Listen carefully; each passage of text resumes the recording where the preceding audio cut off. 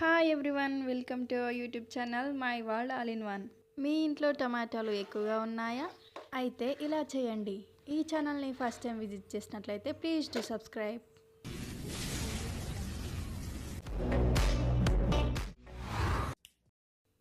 ముందుగా కావలసిన పదార్థాలను అయితే రెడీ పెట్టుకోవాలి. అవేంటో చూసేయండి.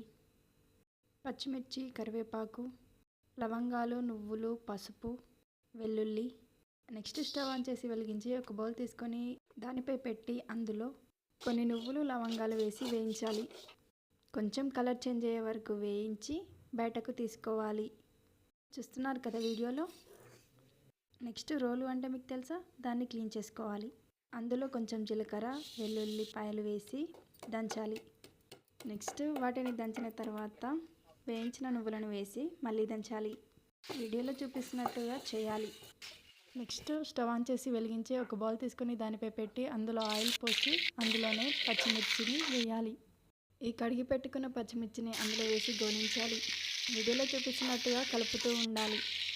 అవి ఇలా కలర్ చేంజ్ అయ్యాక బయటకు తీసుకోవాలి. ఇంతకుముందు దంచిన పేస్ట్లోనే ఈ మిరపకాయలను వేసి దంచాలి. అందులోనే సరిపడంత ఉప్పు వేసి బాగా మిక్స్ చేయాలి. తర్వాత పేస్ట్లా చేయాలి.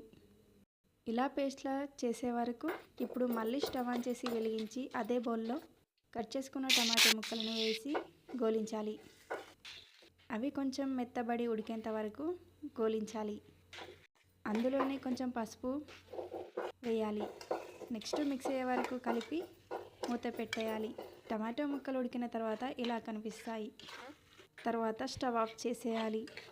ఈ టమాటో ముక్కలను ఇంతకుముందు రెడీ చేసుకున్న పేస్ట్లో వేసి దంచాలి.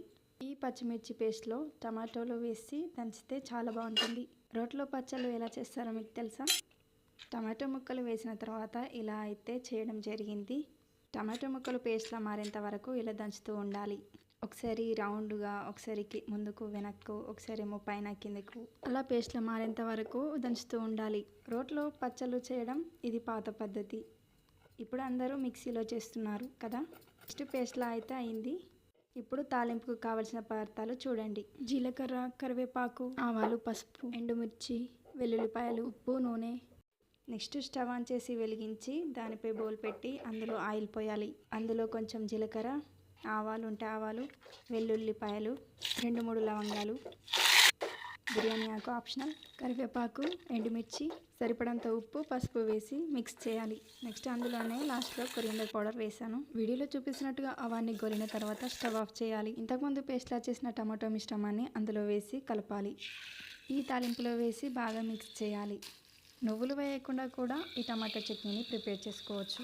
టమాటాలు ఎక్కువగా ఉన్నప్పుడు ప్రతిసారి టమాటో కర్రీ చేసుకోవడం బోర్ కొడుతుంది, అవునా? అప్పుడు ఇలా వెరైటీగా చట్నీ చేయండి. టేస్ట్ చాలా బాగుంటుంది. అందరూ ఇష్టంగా తింటారు. ఒక 2-3 డేస్ వరకు ఉంటుంది. ఈ చట్నీని కొద్దిసేపు మళ్ళీ స్టవ్ ఆన్ చేసి వెలిగించి దానిపై పెట్టాలి. ఒక 2-3 మినిట్స్ తర్వాత కలిపి స్టవ్ ఆఫ్ చేయాలి. టేస్టీ అండ్ యమ్మీ టమాటో పచ్చడి రెడీ. ఇప్పుడు ఈ చట్నీని ఒక బౌల్లోకి సర్వ్ చేసుకోవాలి. ఈ వీడియో మీకు ఎలా అనిపించిందో కామెంట్ సెక్షన్లో చెప్పండి. ఈ వీడియో కనుక మీకు నచ్చినట్లయితే like, share and subscribe. Thank you for watching.